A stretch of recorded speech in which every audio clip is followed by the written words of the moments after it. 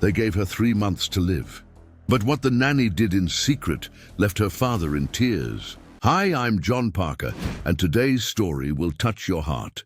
Don't forget to subscribe to the channel, give your like, it means so much to me, and leave in the comments which city or country you are listening from. And then, without warning, the story began like a thunderclap. Logan Harrington stood in the middle of the private hospital corridor, his designer suit wrinkled from sleepless nights, his tie hanging loose. The CEO who once closed billion-dollar deals with a smile could barely hold himself together. His 6-year-old daughter, Lily, was behind the glass of the pediatric ICU, sleeping under warm lights and surrounded by the quiet beeping of machines. Just 3 months ago, she had been running through the gardens of their Greenwich estate with her hair flying in the wind. Now her tiny frame looked fragile, her head bald from treatments, a purple paper crown on her nightstand, the one she insisted on wearing to feel like a princess. The words of the doctor still echoed in his head. 3 months, maybe less. The cancer is too aggressive. We've tried everything, everything. Logan had sold shares, chartered jets, flown in specialists from Boston, Houston, even Zurich. He had built his fortune by believing money could solve anything. But here, staring at his only child, money felt like paper, powerless, weightless. And then there was Kathy O'Neill, the nanny who had been part of Lily's life since she was 2 months old. She was the steady rhythm of the house, the one who braided Lily's hair before school, who made silly pancake faces on Sunday mornings, who sang Irish lullabies late at night when nightmares came. But over these last months, she had become more than that. She was Lily's shadow, her comfort, her safe place, when even Logan's arms could not stop the trembling. What Logan didn't know, what no one knew, was that Kathy had been carrying a secret. Every night after Logan fell asleep in the hospital chair, she opened her old laptop and searched for hope. New treatments, clinical trials, stories of miraculous recoveries, anything. And one night, she found something that made her sit up straight. A procedure that could save Lily's life. If the donor was a perfect match, Kathy took the test in secret. When the results came back, her heart nearly stopped. She was a perfect match. It was impossible, almost unbelievable. She wasn't family by blood, but the markers lined up like destiny. She didn't tell Logan, she didn't tell anyone. She simply folded the paper and placed it inside her purse, right next to a small photo of Lily, dressed as a bumblebee at last year's Halloween party. From that night on, Kathy's mission was clear. She would give part of herself, literally, if it meant saving the child she loved as her own, but nothing would be simple. The hospital had rules, legal obstacles, ethical committees. And there was Logan himself, a father terrified of losing not only his daughter, but now the woman who had become the heartbeat of their home. Outside Lily's room, Logan pressed his forehead against the glass. He whispered to no one, "If there's a miracle out there, and please let me find it before it's too late." And down the hall, Kathy tightened her grip on her purse. She had already found the miracle. The question was whether she had the courage to tell him, or to go through with it without his permission. The night was far from over. The next morning, Logan left early to attend a brief call with the board of directors, but his mind never left the hospital room. As soon as his footsteps faded down the hall, Kathy sat on the edge of the bed, brushing Lily's soft little head with careful fingers. "You're going to have your birthday soon, sweetheart," Kathy whispered. "We're going to have balloons and cake. Purple cake." Lily's tired eyes lit up for a moment. "Do you think Daddy will bring ponies like last year?" Kathy smiled through a lump in her throat. "Maybe not ponies this time, but it will be magical." When Lily drifted back to sleep, Kathy's expression hardened.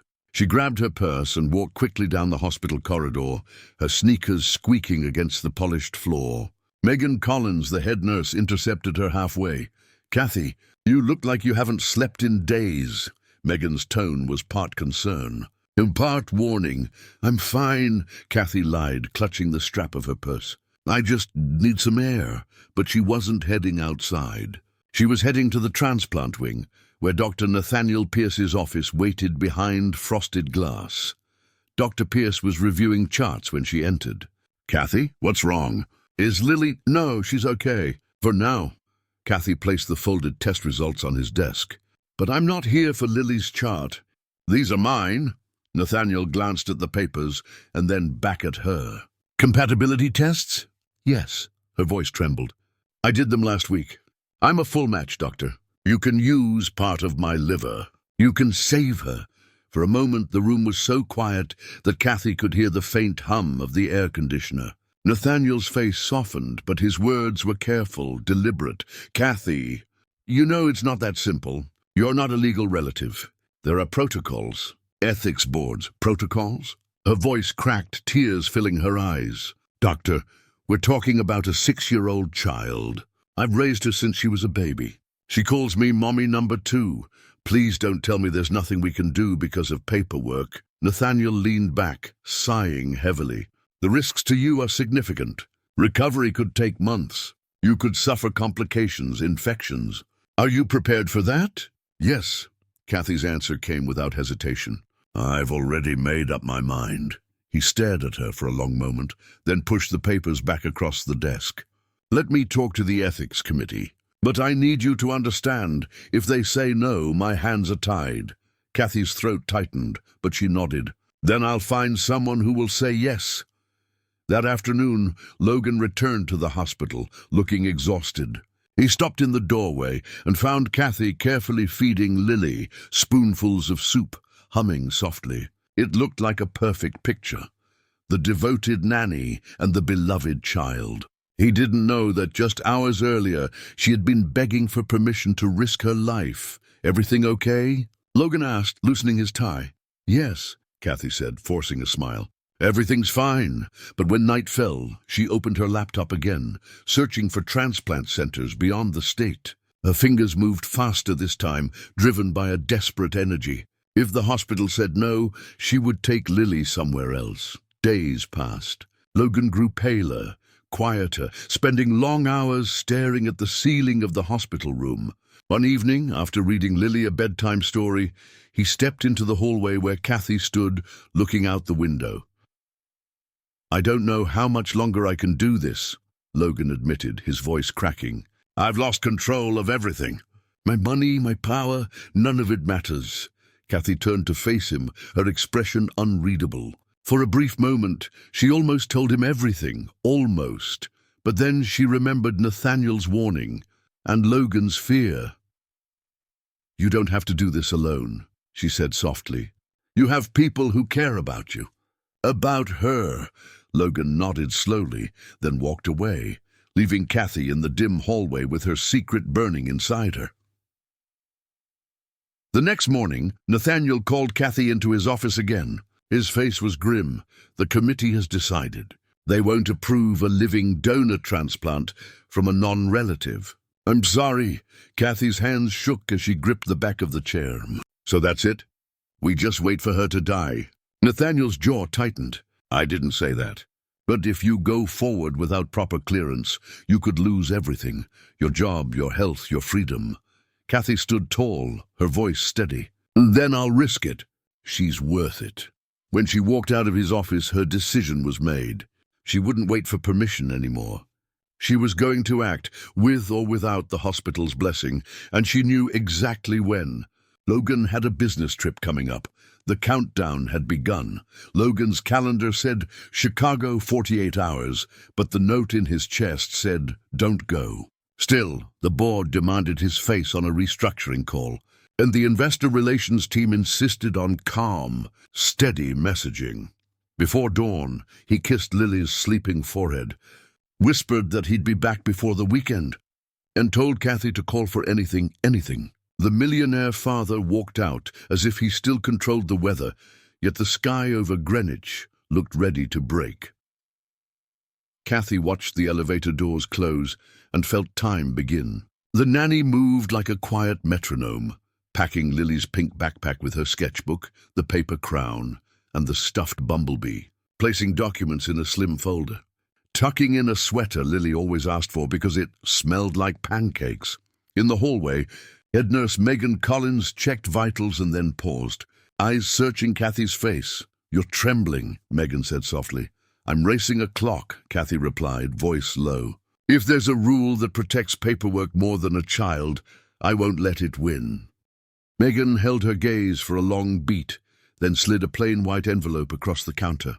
"Off the record. A clinical coordinator at St. Augustine Transplant Institute in Houston. They still allow compassionate exceptions for emotionally bonded donors when the medical case is clear and urgent. I didn't give you this. And Kathy, if you do this, you need a surgeon who knows Lily's case." Kathy swallowed. "Dr. Pierce will never sign off." "Maybe," Megan said, "but he's still a doctor first."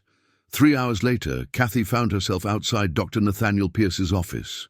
She didn't knock. The door was open, and he was staring at Lily's latest scan, the one that stole everyone's breath. "I can't help you break hospital policy," Nathaniel said without turning. "I won't risk your life or my license on a whisper." "Then listen to a fact," Kathy answered, stepping in. "I am a match. I am consenting, and a child is running out of days. If you can't help me, tell me who can, and I'll take it from there." Nathaniel closed the scan and finally looked at her. The surgeon had the haunted composure of men who've seen too many small coffins. He reached into a drawer and set down a business card with an embossed crest, St. Augustine's. "They'll make their own decision," he said.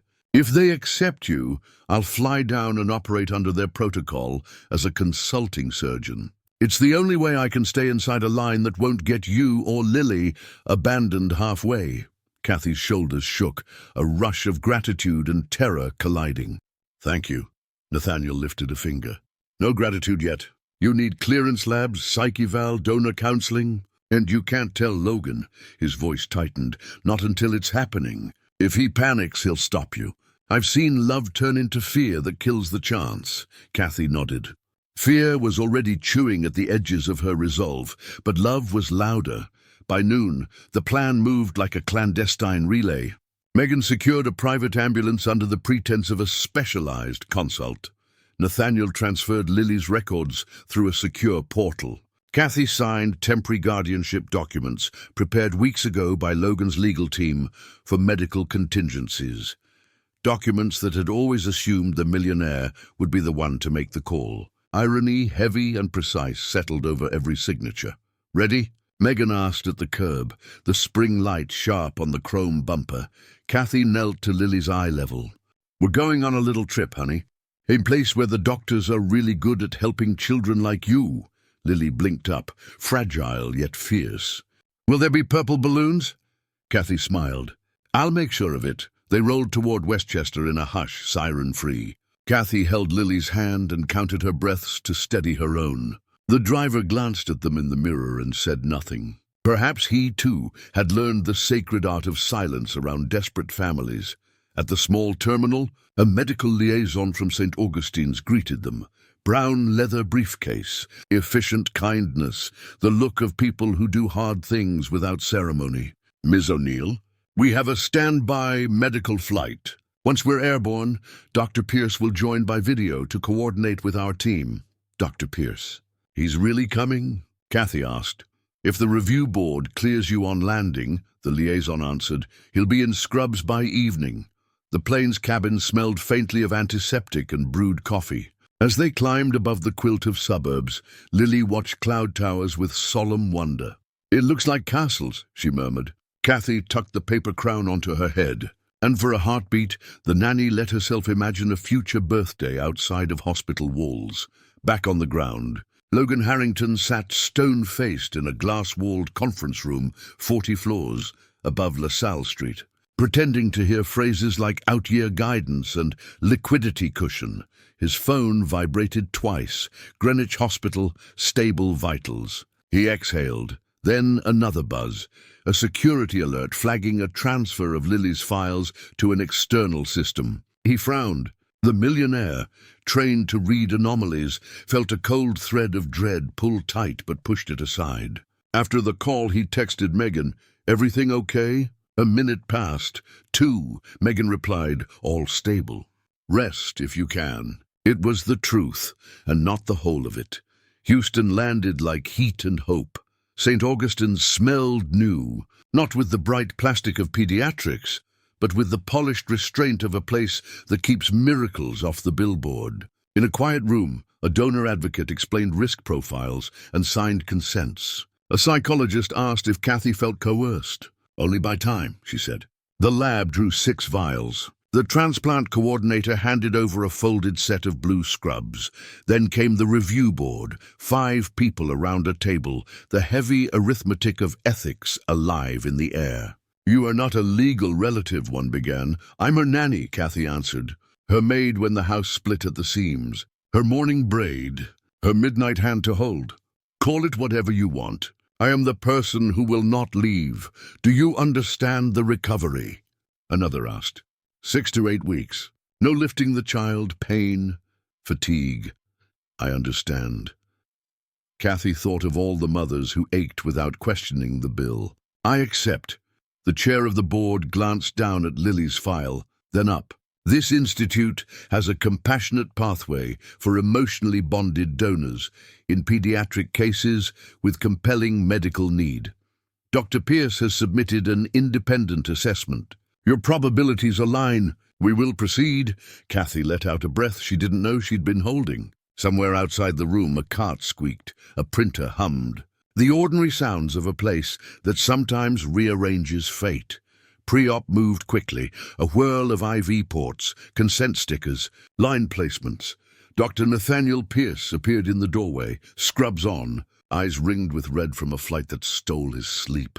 "You kept your promise," Kathy whispered. He didn't smile.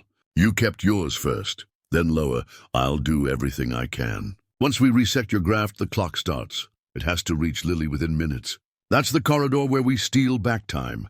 "Then let's run," Kathy said, and for the first time in weeks, her voice felt like steel. Back in Chicago, Logan finally stopped pretending. He ended the meeting early, with a stripped-down sentence no one expects from a man like him. "My daughter is sick. I have to go." Outside, the wind off the river tasted like iron. He booked the next flight to New York, then hesitated, intuition prickling. He called Megan again. Her voice was steady. "Too steady. Where is my daughter?" he asked. "In the best hands," Megan answered carefully. "Logan, there's a chance. A real one. But you need to be brave enough to trust the people who love her." What did Kathy do? The word betrayal flashed through his mind like a knife, then dulled into fear. He pictured the nanny's patient hands, the maid who turned a mansion back into a home. Love and terror wrestled. "Get to your gate," Megan said. "You'll get another call soon." In Houston, Kathy stood at Lily's bedside one last time before anesthesia. The child wore a tiny paper crown, crooked, defiant. "Is it time?" Lily asked. "It's time to be brave," Kathy murmured, pressing her forehead to the little girl's. "When you wake up, I'll be right next door." "You promise?" Lily's voice was a thistle and silk. "I promise.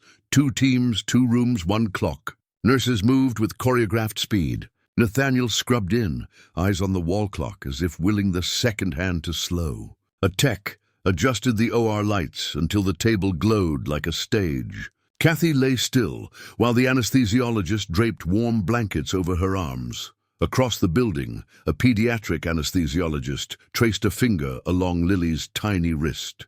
"Count the stars for me, kiddo," he said. 1, 2.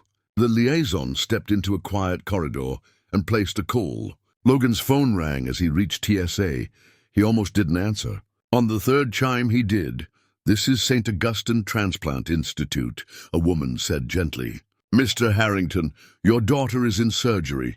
The donor is Kathy O'Neill. Dr. Nathaniel Pierce is operating." "I'll stay on the line." For a moment the world dimmed around him. Announcements blurred, footsteps turned to static. The millionaire stood very still, the part of him that prized control shattering like ice under a heel. Behind the surge of shock came something else, the aching clarity of what it means to be loved beyond the ledger. "Is she? Are they?" He tried. "They're starting now," the woman said. "The graft window is tight. Hope is strong. Security waved him forward. Logan's hands shook as he handed over his ID. A TSA agent glanced at the phone, then at his face, and wordlessly opened a lane. In the OR, Nathaniel met Kathy's eyes over the edge of his mask. "We're ready." Kathy exhaled once, slow. "Tell Lily I kept my promise," she whispered as the anesthetic pulled her under.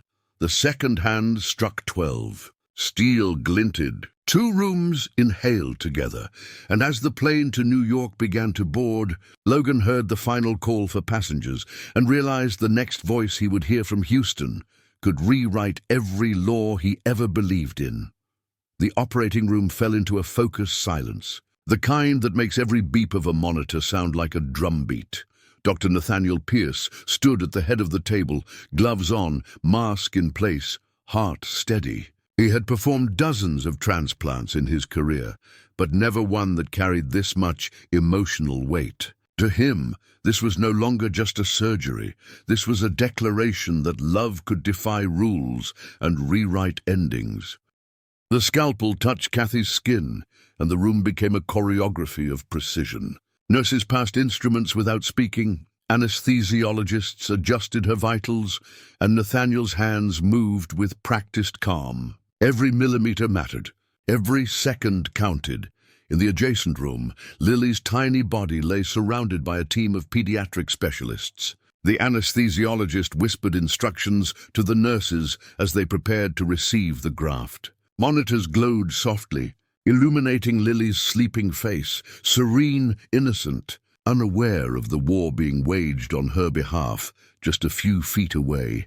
Outside the operating rooms, the hospital corridor was almost unnervingly quiet. Kathy's purse sat on a chair, and inside it, folded carefully, was the photo of Lily dressed as a bumblebee. It felt almost symbolic, like a guardian watching over both patient and donor. Hours passed.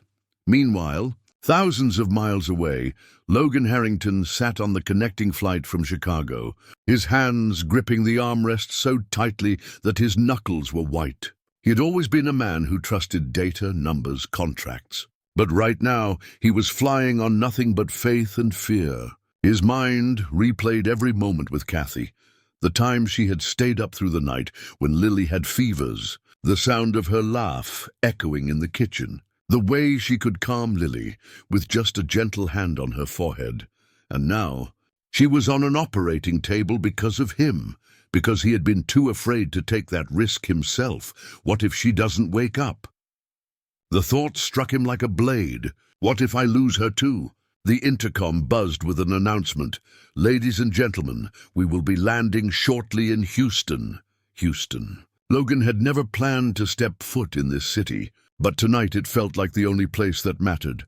Back in the OR, Nathaniel carefully resected the section of Kathy's liver and handed it off to the waiting transplant techs, who rushed it through the connecting corridor. "Go," he said, his voice clipped but calm. "Transport secure." The tech called as they disappeared through the double doors. Nathaniel paused for half a second, eyes closed, as if saying a silent prayer. Then he turned back to close the incision, his mind already racing ahead to Lily's room. In the pediatric OR, the surgical team worked swiftly. The liver segment was positioned, microsutures delicately connecting new to old. It was a race against time, and every minute mattered. One wrong move and the graft would fail. "Clamp," the lead pediatric surgeon called. The nurse handed it over. The entire room seemed to hold its breath, and then slowly, miraculously, the monitors began to stabilize. The graft was taking. Blood flow was good. A collective exhale filled the room as the surgeons began to close the incision, but this was only the beginning. The next 48 hours would be critical. By the time Logan reached the hospital, the surgeries were over. A nurse guided him down a hushed corridor to the recovery wing. His heart pounded as they opened the door to the ICU suite. 2 beds. On the left, Lily, pale, still, but breathing on her own. Her tiny hand was bandaged, IV tubes running gently.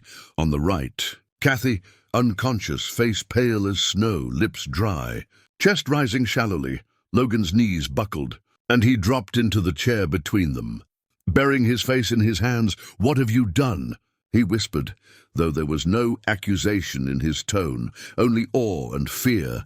Hours blurred together. Nurses moved in and out, checking vitals, adjusting medications. Logan didn't leave the room. He held Lily's small hand with one of his, Kathy's limp hand with the other. At one point, he fell asleep sitting upright, head leaning back against the wall, the sound of 2 heart monitors syncing in rhythm like some strange lullaby.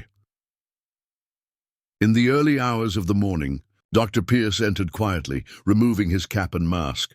"The surgery went as well as we could have hoped," he said softly. "Lily's new liver is functioning. Her vitals are stable." Logan exhaled, tears pricking his eyes.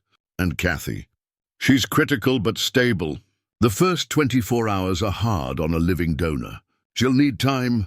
Logan stood, walked to Kathy's bedside and simply stared. "You didn't just save her," he murmured. "You saved me too." He didn't realize Dr. Pierce was still standing behind him, watching.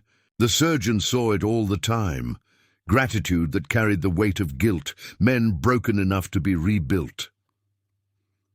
Logan stayed until dawn, when the first light broke through the blinds. For the first time since the diagnosis, he allowed himself to believe they might actually be okay. But just as hope began to take root, an alarm suddenly blared from Lily's monitor. Nurses rushed in, shouting numbers, adjusting medications. Logan froze, heart hammering. Dr. Pierce shoved through the doorway. "We've got a clot forming," he snapped, already pulling on gloves. In a single instant, the fragile sense of peace shattered, and the fight for Lily's life began all over again. The alarm carved the air like a blade. Numbers spiked and plunged on Lily's monitor while the room flooded with motion. Megan Collins at the IV pole, a respiratory therapist adjusting the cannula, a pediatric fellow calling out labs. Dr. Nathaniel Pierce didn't raise his voice. He didn't need to. "Probable hepatic artery thrombosis," he said, already scrubbing again. "Page vascular. Prep the peds or we're going back now." Logan Harrington lurched to his feet and hit the wall with his palm. A millionaire who negotiated mergers in 10 time zones suddenly felt like a boy outside the principal's office, powerless and small. "What does that mean?" he asked, voice raw. "It means the new liver isn't getting enough blood," Megan answered, hands steady even as her eyes flashed. "If we move fast, we can save the graft." A consent form materialized on a clipboard. Lines, legalese, the cold outline of risk, hemorrhage, stroke, death. Logan stared at the words that made men like him feel safe. Contracts, signatures. Then lifted the pen with a hand that trembled. "Do it," he said, signing like a vow. "Whatever she needs." In the next bay, Kathy O'Neill stirred beneath a film of sedation, a ripple on a still lake. The nanny's lashes fluttered. She seemed to hear something through the fog. Logan's voice, yes, but also the quiet command threaded through Dr. Pierce's tone, the one that meant, "Fight with me." She tried to lift her hand and couldn't. A nurse pressed her shoulder gently. "Rest," the nurse murmured. "You already ran your marathon." They wheeled Lily into the PED's OR, a bright island under surgical lights. Nathaniel joined the pediatric transplant lead at the table. "Microscope," he said. Under magnification, the artery looked like a pale river pinched by winter ice. A thrombus, small but merciless, blocked the flow. The artery was delicate as a thread of glass. One wrong move and it would shatter. "Fogarty," Nathaniel said, taking the tiniest catheter between 2 fingers. "Heparin on standby. TPA microdose guarded." The room breathed with him. Clamp, release. A sliver of clot slithered free into the basin like a sentence lifted from a verdict. "Flush," he said. "Check the pulse." Silence stretched taut as wire. Then beneath the microscope, a tremor, no, a rhythm. The hepatic artery twitched, then pulsed, then filled. A soft ruby glow under the light as if the liver remembered its ancient covenant with blood. The monitor answered with a steadier song. "Flows back," the pediatric surgeon announced. "Close, but watch for reperfusion." They would. For the next 24 hours, they would watch like hawks. Outside, Logan paced the corridor, a cage stride that left scuffs on polished floors. Two men in blazers approached with badges and safe smiles, the kind of smiles Logan knew too well. "Mr. Harrington," one said, "hospital compliance. We need to clarify authorizations around the donor. Ms. O'Neill, later," Logan said, not even pretending to be polite. "My child is on the table." "It is later," the man replied, firmer. "There are questions about how her records were transferred and who initiated the out-of-state move. Someone bypassed policy. If this goes wrong, the liability—" Megan stepped forward before Logan could explode. "I initiated the compassionate referral," she said, shoulders squared. "You can put my name on every form. If you're looking for betrayal, I betrayed red tape. If you're looking for redemption, it's in OR 2. The compliance officer blinked, unused to being disarmed by a nurse. Logan's gaze flicked to Megan. For a heartbeat, something hot surged up, anger that anyone touched his daughter's file without him. Then it cracked, and what spilled out was gratitude so fierce it frightened him. The nanny who went first, the maid who held a home together, the head nurse who lit the path when the map said dead end. It didn't look like a conspiracy. It looked like a circle. "You talk to me," Logan said to the men, voice low, measured. "Not to her. Not today." The men retreated, calculating their next move against a father who was done pretending the boardroom mattered here.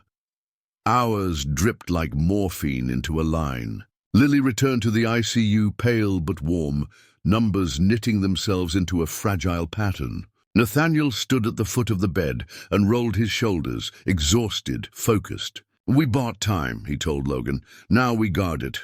Pain control, anticoag, ultrasound at dawn. If she spikes, we scan." Logan sank into the chair between the beds again, a sentinel at a crossroads. He studied Kathy the way he used to study term sheets. Every small indicator mattered. The nanny's hairline was damp. Her pulse beat at her throat. He realized with a sting that he had never asked enough about her life before their life, the years that taught her to stand this kind of watch. "Why would you do this?" he whispered, though he knew. "Because love changes what yours means." His phone buzzed on the tray. An email from the Harrington Holdings Board, emergency meeting, CEO performance and succession. The timing felt obscene, like a party invitation slipped under a church door. A second message arrived from Wyatt Crane, the vice chair he'd mentored from intern to shark. "Investors are nervous. If you need to step back, I can steady the ship." Logan stared at the line and tasted iron again. Family secrets didn't only belong to dinner tables. Corporations had them too, loyalties that turned when the wind did. He typed 2 words back, "I resign." He didn't send it. Not yet. He slid the phone face down and wrapped his fingers around 2 small hands, one warm and bandaged, one cool and still. The room clicked and hummed, a machine lullaby. He started to talk, not to the monitors or the men he used to be, but to the women who had dragged him to the mouth of his own courage. "I was wrong," he said softly. "About control, about safety, about asking you to stay small so I didn't have to be afraid." His eyes shone. "You carried us when we went dark. Let me carry something now." Megan appeared with a portable ultrasound in the deep blue of 3 a.m. "Quick check," she murmured. Gel cool on Lily's side. The image bloomed in grayscale brushstrokes. She and the tech traded looks, good flow, good waveforms, a graph that wanted to live. Megan allowed herself a breath, and then turned to Kathy's chart, scanning the labs. Hematocrit holding, LFTs rising as expected, pain controlled. A donor in the storm's quiet center. Near dawn, a shadow flickered across the window. Press had found them. Someone from compliance or the airline or a night shift orderly had whispered the words Millionaire and Nanny into the dark. A camera flash popped in the hall, harsh as lightning. Security moved them back. Stories would be told without consent. There was the way of hungry mouths. Logan braced, aware that what looked like betrayal to strangers was, inside this room, a rescue built from 10,000 small, unnoticed mercies. A soft sound pulled his head up. Kathy, her lips moved before her eyes opened. A breath-shaped syllable, "Li." He leaned closer. "Lily," she finished, barely audible. "I'm here," he said, taking her hand. "She's here." The artery clotted, but Pierce fixed it. Flo is back. Kathy's lashes trembled. Tears slipped sideways into her hair. Did she wear the crown? Even after giving a piece of herself, she was still the woman who remembered a child's paper kingdom. She did, he answered, a rough laugh breaking loose. She asked for purple balloons. I told her you'd approve the color palette. A ghost of a smile touched Kathy's mouth. Always, the monitors steadied into something like hope. Nathaniel stepped in again near sunrise, rubbing at the bridge of his nose. Morning checks look encouraging, he said. But we're not out. Reperfusion can bite. We watch the next 12 hours like hawks. Logan nodded. He almost told Nathaniel about the board email, about stepping off the empire to step into fatherhood without an exit clause. Instead, he said, whatever the next call is, I'm here. No more flights. No more pretending. Nathaniel studied him for a beat, measuring the weight of that sentence. Good. She'll need you steady when the room gets loud. The room did get loud. At midday, as clouds stacked over Houston like gray mountains, Lily's eyes fluttered. She didn't wake, not fully, but her fingers tensed around Logan's thumb, a reflex or a message. He bent close. Hey, soldier, he whispered. It's Dad. You're doing something impossible like all Harrington women do. Kathy watched from the next bed, tears pooling, then blinked them away. Pain rolled over her in small waves. She forced herself to breathe through each one. The nurse adjusted her PCA and hushed the room. For a minute, the world was only the soft tick of the clock and the sound of a child choosing to stay. That was when the door swung open and a man in a navy suit stepped in with a trooper's calm. He introduced himself as from Child Protective Services. Here on a routine follow-up, prompted by an anonymous complaint, a nanny had transported a minor across state lines for experimental surgery without parental consent. The words crawled across the floor like oil. Megan's jaw set. Nathaniel's eyes went hard. Logan rose, every muscle singing with the need to protect. I'm the parent, he said, voice even. And you're late. We already chose to save her life. The officer glanced at his clipboard. We still have to interview the donor. And the nurse. And the attending. If protocols were broken, the case could move to review. Kathy tried to sit up and couldn't. Pain shackled her to the mattress. She looked past the officer, past the forms and the neat hair and the badge, to the small bed where a paper crown lay next to a tiny hand. She had crossed a line for love. Now the world wanted to place her back behind it. Then ask me, she whispered, voice frayed but clear. Ask me if I would do it again. The officer turned, surprised to see the maid, the nanny, not as a witness, but as the axis on which this room turned. Kathy met his eyes, unblinking. Yes, she said. 1,000 times. And if you need to take something, take my job, take my name off the payroll, but don't take this time we just bought. The officer didn't answer. He simply lifted his pen, and as the pen touched paper, Lily's monitor gave a single, sharp chirp, then two, then a pattern that made Megan's head snap toward the screen, eyes wide. Heartbeat counting with the machine, while the question none of them dared to voice gathered like thunder at the edge of the room. The chirp became a cascade. The numbers on Lily's monitor shot upward, heart rate spiking like a terrified bird. Nurses sprang into motion. Megan called out orders in clipped bursts. Oxygen flow increased. Blood pressure trending high, prep epinephrine as backup. Logan froze for one breath, then moved to the bedside, his voice calm but shaking at the edges. Lily, sweetheart, Daddy's here. His words fell into the tense air like prayers. Dr. Nathaniel Pierce strode in, pulling on gloves mid-step. A hypertension spike, possible reperfusion syndrome, he announced. This is the storm we were watching for.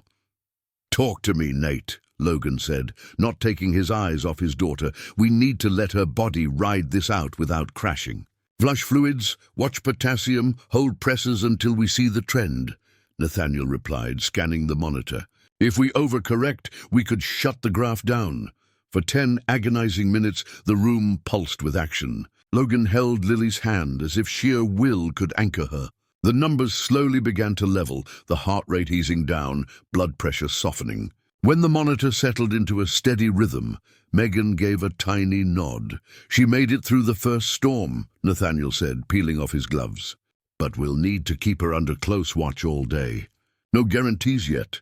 Logan exhaled hard, his shoulders sagging. He turned to look at Kathy, whose eyes were glassy but alert now. She had seen the entire episode from her bed. "Tell me it worked," she whispered, barely audible. "It worked," Logan said, moving to her side.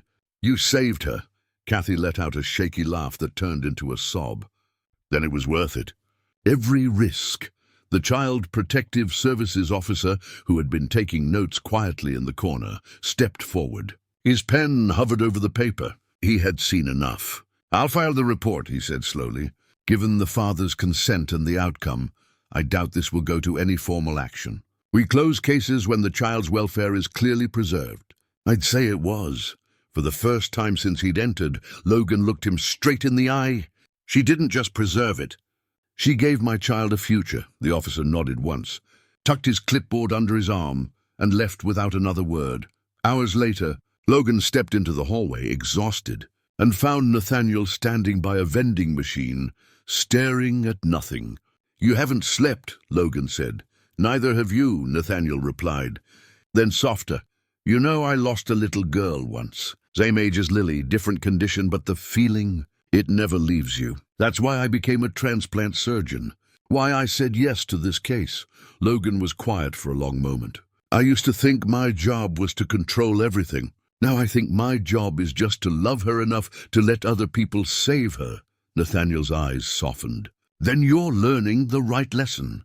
When Logan returned to the ICU room, Kathy was awake enough to speak without slurring. She motioned him closer. "I know you're angry I didn't tell you," she said, voice low. "I was," Logan admitted. "But right now, I'm just grateful. I would have said no, and that would have been the wrong answer." Kathy blinked back tears. "I didn't do this to be a hero, Logan. I did it because she's my Lily. I would have given more if they had asked." Logan sat on the edge of her bed, his voice thick. "You gave us both a second chance. I don't know how to repay that." "You don't," she said simply. "You just raise her, love her. Make sure this all meant something." Evening fell over Houston, the sky outside painted in streaks of gold and purple. In the dim light, Lily stirred again. This time her eyes fluttered open, just a crack. Logan leaned over instantly. "Hey there, birthday girl," he whispered. "You made it through the big storm." Lily blinked slowly, then turned her head toward Kathy's bed. "Is Mommy number 2 here?" Kathy's breath caught. She raised a trembling hand. "Right here, baby." "Good," Lily murmured, her voice faint but sure. "I dreamed you were holding me." "Don't let go." "I won't," Kathy promised, tears sliding into her hair. The night shift took over as the hospital quieted. Outside, reporters had gathered at the edge of the property, their camera lights faint flashes in the darkness. The headline had already begun to circulate online. "Millionaire's nanny risks life to save child." Logan turned off his phone, not ready to share this with the world. This moment belonged to them. But as the night deepened, a new ripple of tension stirred. Megan entered with fresh labs, her brow furrowed. "Kathy, your hemoglobin just dropped," she said quietly. "We may have some internal bleeding from the donor site." "I'm calling imaging." Kathy swallowed hard, her grip on the sheets tightening. Logan stepped to her side, his heart sinking all over again. "Don't worry about me," Kathy said, forcing a brave smile. "Save your worry for her." But Logan shook his head. "I can't lose either of you." Nathaniel reappeared, already pulling up her scans on a tablet. His expression was focused, unreadable. "If the bleed is active, we may need to take you back to surgery tonight."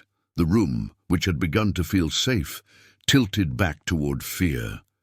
Kathy closed her eyes. "Then let's do it before I lose my nerve." And as the surgical team began to assemble again, Logan felt the weight of the night settle back onto his shoulders. He had come to Houston to save one life.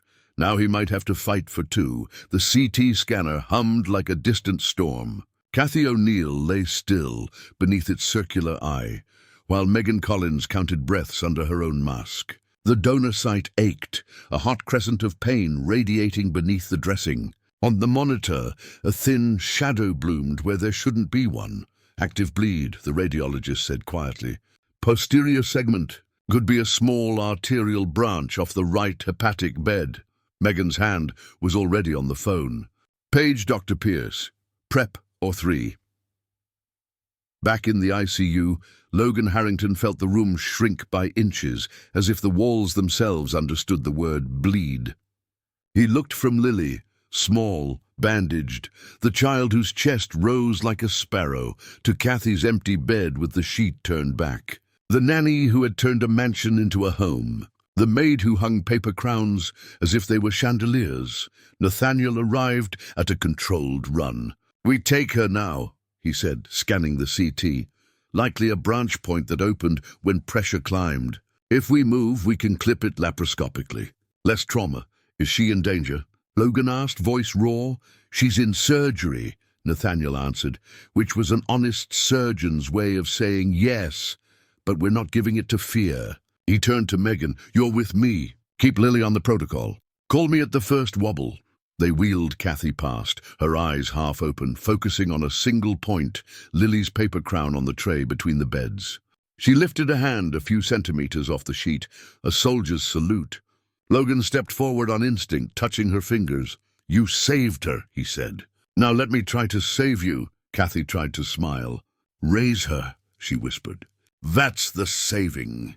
The OR doors swallowed her, and the corridor fell quiet again. The way hospitals do when they're making new decisions under bright lights. Minutes stretched, then an hour, into a mosaic of small sounds.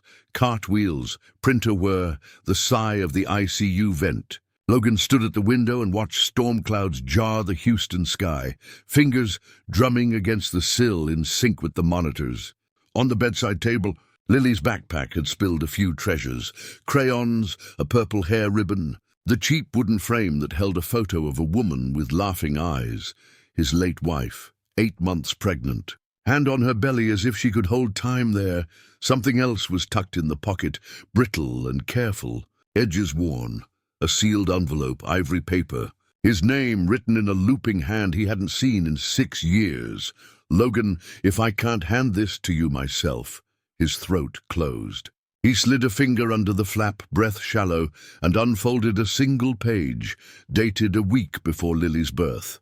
"If I don't make it, I need you to hear me without arguing or fixing. I chose the nursery paint, the lullaby, and please don't laugh, even the woman who should hold our daughter when I can't. Her name is Kathy O'Neill. I met her at the prenatal clinic. She sat with me when the power went out in the elevator and we were trapped for an hour. She told me stories until I stopped crying. If I don't come home, promise me you'll let kindness live in our house. Promise me you'll never confuse money with safety. Promise me you'll trust the woman who shows up at 3 a.m. without being asked. That woman is a mother, whatever her paycheck says. Buy the purple balloons." Love A. Logan sank into the chair, letter shaking between his hands. Family secrets weren't always darkness, he realized. Sometimes they were a light left on in a future you couldn't imagine yet. He tasted salt and paper and the realization that the late wife he still carried had known the shape of their salvation before he did. He stood, crossed to Lily, and pressed the letter against his chest like a relic. "Your mother chose her," he whispered. "Before you were born," a soft knock pulled him back. A phlebotomist stood in the doorway with wide eyes. "Sir," Dr. Pierce asked, "Kathy's losing a little more than we like. We could use an extra unit O-negative for rapid availability. Bank is tight tonight with 2 transplants incoming. Are you O-neg?" "Yes," Logan said, already rolling up his sleeve. The millionaire who once micromanaged everything offered the one thing he couldn't buy. Take what she needs. In a narrow room that smelled of antiseptic and citrus wipes, blood slid from him into a bag that warmed his palm. He stared at the dark red and thought of graphs and ledgers, how he had once measured worth in numbers. Here worth had a pulse. Back in OR3, Nathaniel navigated a map smaller than a palm and more dangerous than any city. On the screen, the camera showed a shimmer of blood along a line of sutures. "There," he said. "Accessory branch, clip." Megan's hands were steady at his shoulder. "Pressure trending?" Climbing, good. He slid the tiny clip, the vessel quieted, the screen cleared. Another sponge. Hold, irrigate. He worked without theatre, the way people do when something larger than skill is watching. Focus, humility, resolve. Transfusion ready, the anesthesiologist said. Oh, negative. Vast drip. Nathaniel didn't look away from the field. Hang it. The room paused, honoring the ordinary miracle of shared blood. It wasn't redemption exactly, but it spoke the same language. In the ICU, Logan returned to find Lily half-waking, eyes at half-mast, lashes fluttering. He smoothed the blanket, the ritual he had learned from the nanny who taught him how to father without a manual.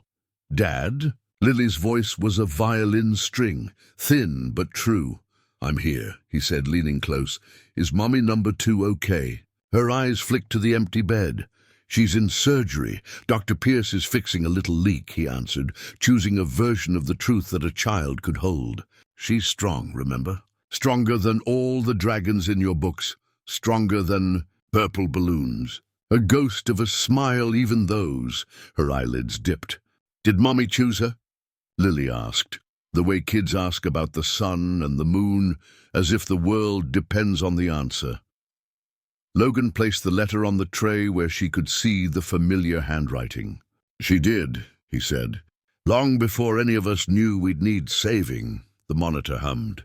Outside, the storm cracked and poured itself against the glass. For a while, there was only breathing. His, Lily's, the room's. A chime pinged on Logan's phone. He ignored it and then reluctantly checked. Emergency board vote in 30 minutes. Wyatt had escalated. The subject line clicked open to a tidy threat, dressed as strategy. Given your absence and recent press, investors need reassurance. If you can't dial in, we'll have to consider interim leadership to protect the company. Betrayal wears a suit, he thought. He typed, protecting my daughter is my only board today. He hovered over send, then locked the screen and slid the phone away.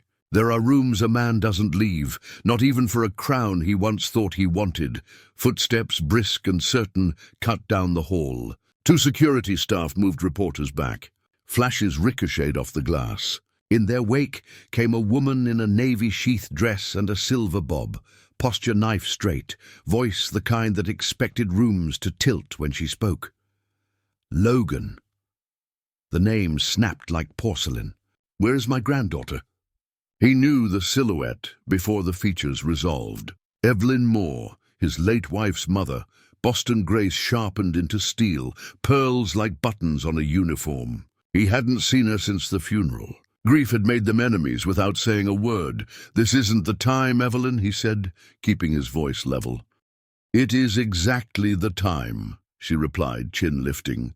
I saw the news. A nanny, a maid, transported a minor across state lines for an experimental surgery while the father was away playing executive. You forfeited judgment the moment you abdicated it. Megan stepped into the doorway, stance protective. Ma'am, this is a critical care unit. Evelyn's eyes narrowed on the paper crown, the purple ribbon, the letter on the tray. For a flicker of a second, something warm and old crossed her face. Recognition, perhaps, but it vanished beneath purpose. She lifted a slim folder. I have an order from a Massachusetts probate judge to evaluate emergency guardianship. Until your domestic chaos resolves, custody reviews must be considered. She turned the blade with a velvet hand. We're transferring Lily to Boston Children's tonight. A real hospital near her family. Logan felt something cold and ancient climb his spine. He took a step, not forward but wider, placing himself between Evelyn and the bed. Her surgeon is here. Her team is here. Her donor is in OR3 because she gave my daughter a future. No one is moving her, Evelyn's mouth flattened. And no one is asking a father who's unfit to decide. You once told my daughter that money could bend outcomes. Let's see whose money bends this one. The storm outside roared like a witness. Megan's hand hovered over the call button for security. Her eyes cut to Lily's monitor and back to Evelyn's hard, practiced smile. Nathaniel was still in the OR. Kathy was still under. Logan reached for the letter. "Before you swing your judge around this room, read this," he said, voice low. "Your daughter wrote it. She chose Kathy. She asked me to trust the woman who would show up at 3 in the morning. She knew what family meant when the walls fell." Evelyn didn't take the page. "Sentimentality is not a treatment plan." "No," Logan said, steady now, the shape of himself finally fitting the room he was in.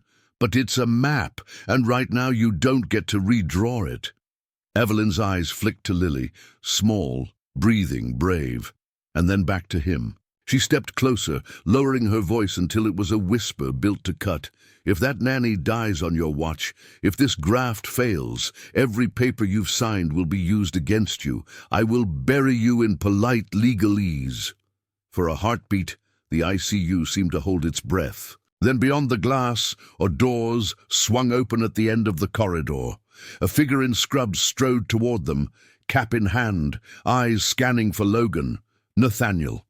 He stopped in the threshold, chest rising, surgical mask hanging loose at his throat. "Bleed controlled," he said, and for the first time in a long time there was a small, clear smile in his voice. "Kathy's stable. We're moving her to recovery."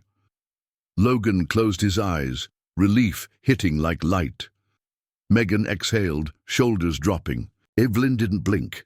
She lifted the folder higher, edges aligned like a blade. "Then there's one patient left to move," she said evenly. "Lily leaves with me on the midnight flight." The clock over the bed clicked from 11:59 to 12:00. The storm pounded the windows, and the room filled with a new kind of silence, the kind that comes before a verdict, as Logan realized the battle he thought he'd already fought had only just begun. Lightning cracked over Houston, as if the city itself objected to Evelyn Moore's words. The storm outside felt like an accomplice, slamming rain against the windows hard enough to make Lily stir. Logan stood taller, planting his feet, the folder of legal threats inches from his chest. "You're not taking her," he said, voice low but vibrating with conviction. "You don't have a choice," Evelyn replied, calm as a courtroom. "The order is provisional, but enforceable. If you resist, I will have law enforcement here within the hour." Megan's eyes darted between them. "She's barely 12 hours out of surgery," she said. "Moving her now could kill her." "That's an opinion," Evelyn shot back. "I want a second." "Then wait until morning," Megan said firmly. "No physician is clearing her for transport tonight." Evelyn's jaw tightened. She wasn't used to hearing no. The ICU doors slid open again, and Nathaniel Pierce stepped fully inside, still smelling faintly of antiseptic and sweat. "No one is moving this child," he said, the surgeon's authority cutting through the air. "Her hepatic artery was revascularized less than 12 hours ago. Flight turbulence could undo everything we've done. If you attempt transfer against medical advice, I will sign a formal objection and file it with the state. The risk is unacceptable." Evelyn's nostrils flared. "I am her grandmother. I have a say." "You have a voice," Nathaniel corrected. "But in this room, medical stability comes first." Logan felt the tide turn, but knew Evelyn wasn't finished. She was too controlled, too deliberate. She glanced toward Kathy's recovery bay through the glass panel. "And what happens when she wakes up and realizes you let this happen without her knowledge?" Evelyn asked, twisting the knife. "She made this choice," Logan said, "and when she wakes up, she'll see that it worked." For a moment, Evelyn's hard veneer cracked. Something vulnerable flickered there, the memory of her own daughter's funeral, perhaps. But she shut it down quickly. "I'll wait until morning," she said finally. "But this conversation isn't over." She turned sharply, heels clicking like gavel strikes as she left the ICU. The silence she left behind was almost worse. Logan let out a shaky breath and sat down heavily between the two beds again. Megan placed a hand on his shoulder. "You bought a few hours," she said softly. "Then I'll use them," Logan replied. He pulled out his phone, hesitated, then began typing, not to the board, not to the press, to the one person who had never asked him for anything but honesty. He opened a blank document and began writing to Kathy. "You were right. About everything. I would have stopped you because I was afraid, and fear nearly cost me my daughter. You carried us when I couldn't, and now I need you to know that I will carry you through this storm. When you wake up, I want you to find more than a room full of machines. I want you to find a man who finally understands what family means." He saved the note and slid the phone away, heart pounding. As the night deepened, Logan noticed Lily's breathing grow steadier. Her color improved, a faint blush returning to her cheeks. Around 2 a.m., her eyelids fluttered open again. "Daddy," she whispered. Logan leaned in. "I'm here." "Was that Grandma?" "Yes." She looked mad. Logan smiled sadly. "She's worried, but I won't let anyone take you away." Lily's small hand squeezed his. "I dreamed Mommy was here. She said not to be scared. She said Kathy was my angel." Tears stung his eyes. "She was right, sweetheart." Lily closed her eyes again, drifting back to sleep. Dawn came gray and reluctant, filtering through the blinds. Kathy's door opened softly, and Nathaniel stepped out, removing his gloves. "She's awake," he said quietly. Logan's pulse spiked. He rose and entered the room slowly. Kathy looked pale, fragile, but her eyes were open and clear. "You scared the hell out of me," Logan said, voice breaking. "You look like you fought a hurricane," she whispered. "Feels like it," he said, pulling up a chair. Kathy's gaze flicked toward Lily's bed, visible through the glass. "How is she?" "Better," Logan said. "Your liver's working like a champ." Tears welled in Kathy's eyes. "Then it was worth it." Logan took her hand. "There's something you need to know. Evelyn's here. She's trying to take custody, trying to move Lily to Boston." Kathy's eyes sharpened. "She can't." "She can try," Logan said, "but I won't let her, not after what you did, not after what you risked." Kathy squeezed his hand weakly. "Then we fight together." Outside the room, Evelyn returned with 2 attorneys in tow. The battle line was being drawn, and this time it wasn't just about survival, it was about who had the right to define Lily's future. Nathaniel appeared beside Logan, his presence a quiet anchor.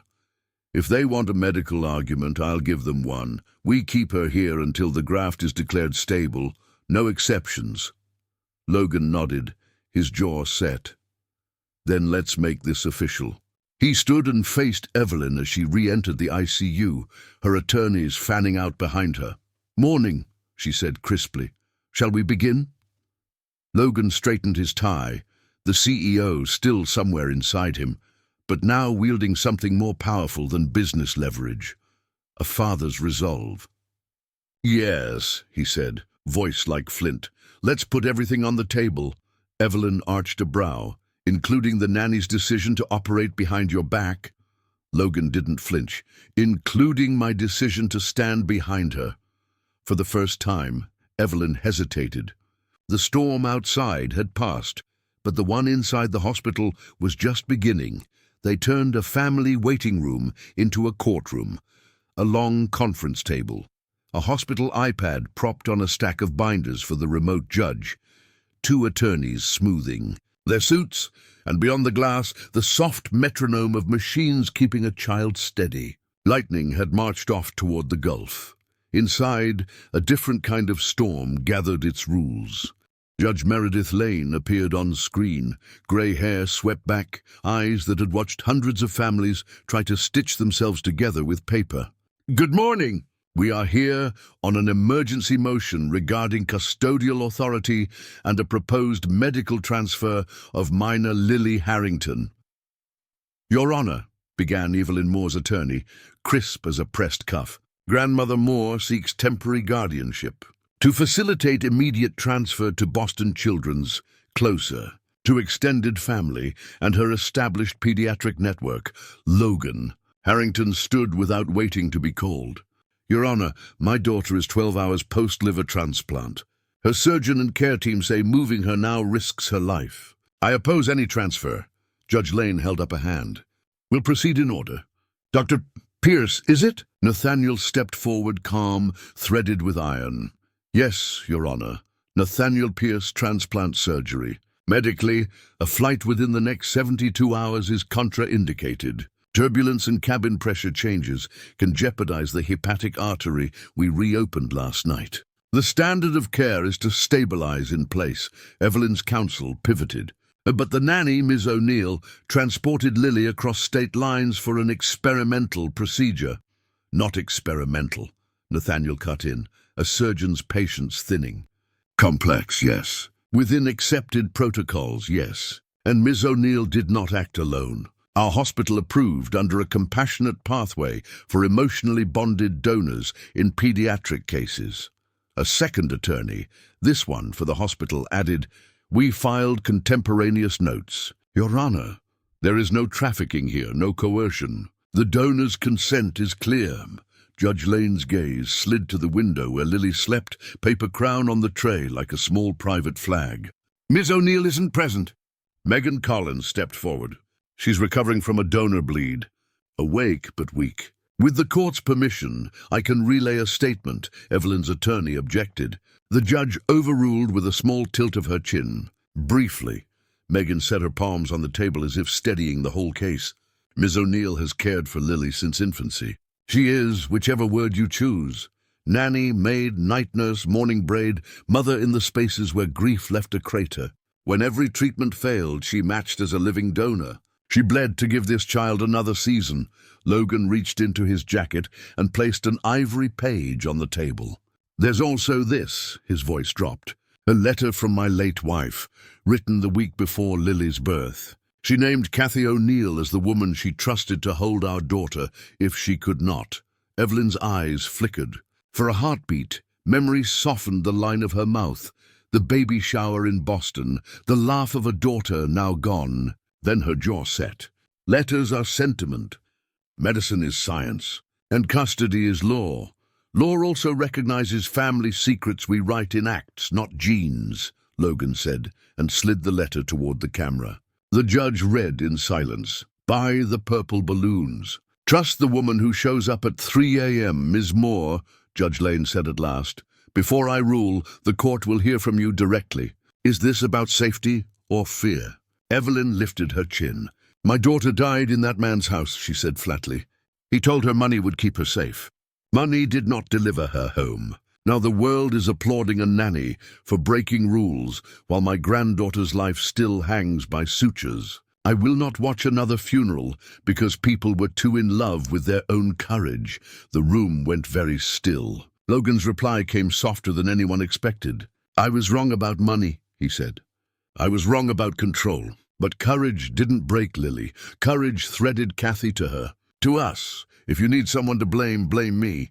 But don't tear Lily from the team that's finally helping her live." A cough of feedback crackled from the iPad. The judge turned to the hospital attorney, then to Nathaniel. "If the motion is denied and the grandmother persists, can the hospital secure Lily medically and legally for 72 hours? "We can," the attorney said. "We will." Evelyn's counsel slid in a new exhibit. "Your Honor, we also submit communications that raise concerns about Mr. Harrington's capacity to prioritize Lily. His company board has scheduled an emergency vote citing his erratic absence amid negative press. The optics are troubling." A notification glowed on Logan's phone even as the attorney spoke. "Emergency vote commencing." Wyatt Crane's name bloomed like a bruise. Megan glanced at him, ready to snatch the phone away from the gravity well.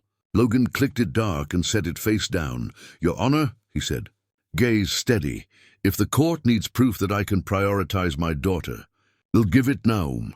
He took the pen from the consent clipboard, the same one that had asked him to sign his courage an hour earlier, and wrote in a clean, unshaking hand, effective immediately, "I resign as CEO of Harrington Holdings. L. Harrington." He slid the page across the table as if it weighed less than air and more than all the gold on his balance sheet. Evelyn's lawyer blinked. "That changes little legally. It changes everything actually lived," Judge Lane murmured, something like respect cutting through her neutrality. The door behind them hissed open. Shoes squeaked. Kathy O'Neill, pale but upright in a wheelchair, rolled in with an orderly's help. A fresh line ran into her arm. She was smaller today, but her eyes held. "Your Honor," she said, voice breath-rough but clear, "you don't know me. I clean up glitter and fix ponytails and learn which cartoons make the pain quiet. I know the weight of Lily when she's too tired to walk. I know which scar on her knee came from the rose bushes by the gazebo. I don't have the right last name, but I have every 3 a.m. this house ever needed. If you let her stay, I'll sign anything you want. I'll agree to any supervision, just don't move her now, please." Judge Lane watched a long time. Perhaps she saw her own first grandchild, the way tiny fingers close around a stranger's hand and make it family. Perhaps she saw how betrayal can look like love when we're scared, and how redemption sometimes walks in on hospital socks. "Ruling," she said finally. "The motion to transfer is denied. The court orders Lily Harrington to remain at St. Augustine's for a minimum of 72 hours, or until the attending surgeon certifies she's transport stable. The court recognizes Logan Harrington as the custodial parent with full medical authority. Additionally, the court acknowledges Ms. O'Neill as a de facto caregiver with standing to participate in non-legal care discussions at the medical team's discretion. Further custody disputes will be calendared in Massachusetts upon medical clearance." Evelyn's mouth opened, then closed. She set a hand on the back of a chair, the knuckles blanching.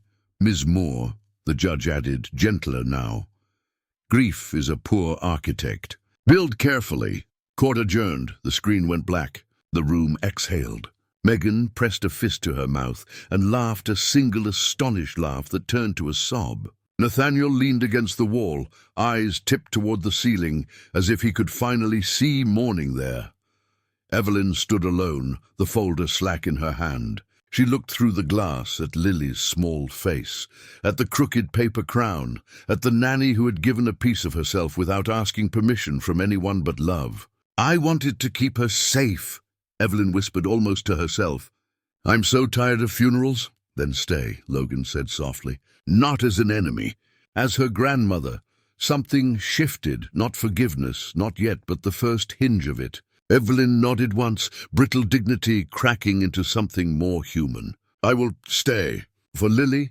A nurse tapped the glass and motioned. Lily's lashes fluttered. They all moved at once. In the doorway, the world quieted to the soft applause of monitors. "Dad?" Lily breathed. "I'm here," Logan said, taking her hand. "Mommy number 2? Lily's eyes tracked to Kathy's wheelchair. "Right here, baby," Kathy whispered, rolling close, tears shining. Lily smiled, small and lunar. "Can we go home?" "When the purple balloons come back." "Someday soon," Logan promised. "And the balloons will fill the whole ceiling." Outside the ICU, a different crowd gathered, reporters with headlines sharpened. A Harrington Holdings courier with a sealed envelope, and Wyatt Crane on the phone, voice slick with the victory of a boardroom betrayal. Inside, a grandmother stood uncertain in the corner, and a surgeon closed his eyes for the first prayer he'd allowed himself in days. The courier's envelope found Logan's hand, board resolution embossed in silver. He didn't open it, not yet. Lily's fingers were warm around his thumb, and the paper could wait. Kathy tilted her head, managing a wry, tender smile. "You really resigned?" "I really did," he said, and felt for the first time in years the room fit his breathing. A shadow moved behind the glass. The cameras were learning the words millionaire, nanny, child, redemption. The world would want a neat ending, but real endings arrive crooked and shining. Lily blinked drowsily. "Daddy?" "Yes, Bug. Can Kathy live with us forever?" Logan looked at the woman in the wheelchair, the one his late wife had seen coming down a hallway 6 years ago, and circled with a letter like a halo. He opened his mouth to answer, and the ICU door clicked, a new knock. 2 silhouettes in the frame, a hospital social worker with adoption forms under her arm, and the Harrington courier with a second envelope marked urgent, personal from Evelyn Moore. The room, mid-breath, held still. Choice hovered like a bird on the windowsill, and with the morning just beginning to write itself, the next sentence, of law, of love, of who gets to be called family waited on the tip of Logan Harrington's tongue. The dawn washed the ICU in gold, as though the storm itself had given permission for a new beginning. Logan stood motionless, the adoption forms in one hand and Evelyn's sealed envelope in the other. His chest ached, not from fear this time, but from the weight of a decision that could rewrite all of their lives. Kathy watched him from the wheelchair, pale but steady, her IV tubing glinting in the light. "Logan," she said softly, "whatever that is, read it later. Right now Lily needs you." He looked down at his daughter. She was awake, her tiny fingers tracing circles on the blanket. When she saw him watching, she smiled, weak but brighter than anything he'd seen in months. "Daddy," she whispered, "can we all live together forever? You, me, and Kathy?" Logan's throat tightened. He knelt so he was eye level with her. "Yes, Bug, that's what I want too." He set the envelope aside and held up the adoption forms. "When Kathy feels stronger, we're going to make it official. You already call her Mommy number 2, but now the world will know she's family too." Kathy's eyes filled, and she pressed a hand to her mouth. Evelyn, standing stiffly in the corner, looked away, but not before Logan saw a tear slide silently down her cheek. "You'd really do that?" Kathy asked, her voice almost a whisper. "I would," Logan said firmly. "You've given us everything, your time, your heart, your blood. I don't just want you in this house. I want you in this family forever." The room fell silent, except for the rhythmic beeping of Lily's monitor, a sound that no longer felt ominous but alive. Like a second chance, Evelyn stepped forward, envelope still in her hand. "Before you sign anything," she said quietly, "you should know what's inside this letter." Logan hesitated, then opened it. Inside was no legal notice, no court threat, just a single page, handwritten. Evelyn's penmanship sharp but fragile. "Logan, I fought you because I was afraid. Afraid to lose her the way I lost my daughter. But I see now that this woman, this Kathy, was the answer my child prayed for long before she died. If you still want me in Lily's life, I will stay. Not as an adversary, but as her grandmother. If you'll have me." Logan folded the letter slowly. "I do want you here," he said, "but only if you can love her the way she is. Not just as my daughter, but as Kathy's too."